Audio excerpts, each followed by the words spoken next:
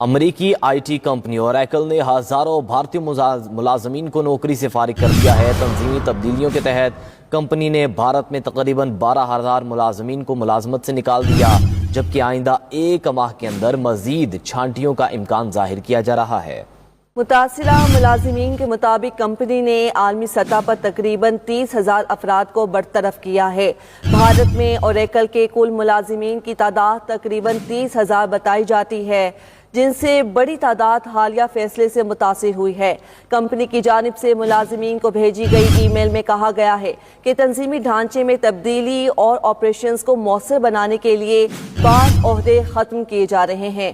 برطرف ملازمین کو پیشکش کی گئی ہے کہ جنہوں نے کم از کم 1 سال خدمات انجام دی، انہیں 1 سال کے بدلے 15 دن کی تنخواہ، ملازمت ختم ہونے تک 1 ماہ کی بقایا تنخواہ، چھٹیوں کی ادائیگی، اہلیت کے مطابق گریجویٹی اور 1 ماہ کے نوٹس پیریڈ کی تنخواہ دی جائے گی۔